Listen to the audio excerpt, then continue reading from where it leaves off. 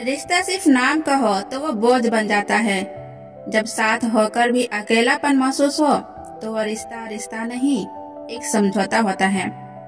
नमस्ते दोस्तों, एक बड़ी बात है लेकिन छोटी सी कहानी है। कहानी शुरू करने से पहले आपसे निवेदन है कि इस वीडियो को अंत तक देखें और इस पर अपनी राय जरूर बताएं। अच्छी लगे तो लाइक करें और आगे तक शेयर करें और सब्सक्राइब करना तो बिल्कुल ना भूलें। इस कहानी की शुरुआत निधि और समीर की शादी से होती है। निधि की शादी समीर से हुई थी, लेकिन यह एक शादी एक खूबसूरत ख्वाब नहीं बल्कि ठंडी हवा में जलती हुई लौ थी। समीर उसके पास तो था लेकिन कभी उसका नहीं था। वो उसकी हर बात अनसुनी कर देता, हर जरूरत को नजरअंदाज कर देता। निधि हर वक्त यही सोचती रहती कि क्या शादी का मतलब सिर्फ पत्नी की मौजूदगी को बर्दाश्त करना होता है। समीर का पूरा ध्यान सिर्फ अपनी माँ और परिवार पे था। निधि को कभी उसका प्यार मिला ही नहीं और निधि के लिए उसके पास समय भी नहीं था। और जब इंसान को अपनों से अपनापन नहीं मिलता तो वो उसे कहीं और तलाशने लगता है। घर में एक और शख्स था, करण, उसका देवर। वह हर वक्त निधि से मजाक करता, उसे तंग करता। उसकी हल्की फुल्की छेड़छाड़ कभी हद पार भी कर जाती। पहले तो निधि को यह सब बचकाना लगा, लेकिन जब समीर ने उसे पूरी तरह नजरअंदाज करना शुरू किया तब करण की यही बातें उसे खास लगने लगी। एक दिन करण ने हल्के से उसका हाथ पकड़कर कहा, भाभी जी, आपकी हंसी कितनी खूबसूरत है, लेकिन आप हमेशा उदास क्यों रहती हैं? बस वही पल था जब उसने पहली बार किसी के साथ अपना दर्द बांटा। धीरे धीरे दोनों एक दूसरे के करीब आने लगे। चोरी चुपके मुलाकातें, रात के अंधेरे में धीरे से फोन कॉल, आंखों की शरारतें और दिल की धड़कनों का तेज हो जाना। क्या ये प्यार है या फिर सिर्फ एक अधूरी औरत की बेबसी? लेकिन कहते हैं ना कि जो रिश्ता अंधेरे में जन्म लेता है वो उजाले में दम भी तोड़ देता है। निधि और करण के रिश्ते का भी यही हाल होने वाला था।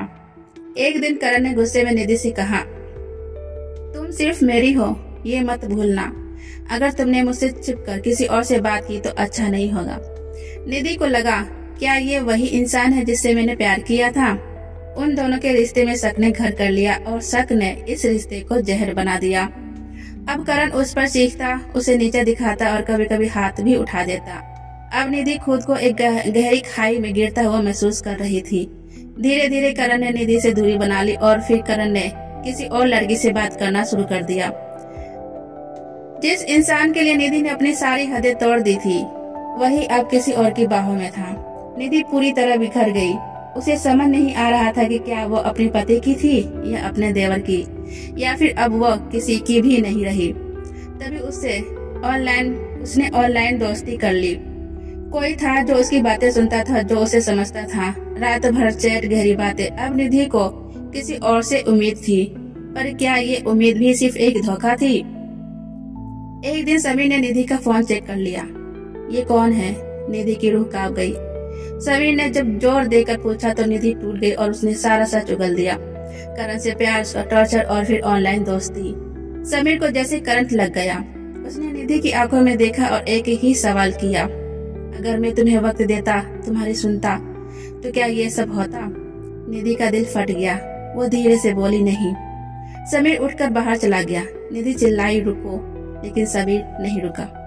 अब उसके पास ना तो पति था ना प्रेमी, सिर्फ पछतावा था। अब निधि ने फैसला किया कि मुझे अब किसी के मर्द के सहारे की जरूरत नहीं, मैं खुद अपनी जिंदगी बनाऊंगी। उसने पढ़ाई दोबारा शुरू की, खुद को मजबूत किया और सबसे बड़ी सीख ली कि रिश्ते वही अच्छे होते हैं जिनमें प्यार के साथ सम्मान भी हो। दोस्तों, इस कहानी से हमें ये सीख मिलती है कि प्यार सिर्फ दिल की चाहत नहीं, आत्मा की इज्जत भी होती है। सिर्फ किसी भी रिश्ते का सबसे बड़ा दुश्मन होता है। अगर आप अपने पार्टनर को वक्त नहीं देंगे तो कोई और उसकी कमी पूरी कर देगा। सिर्फ प्यार काफी नहीं होता, भरोसा भी जरूरी होती है।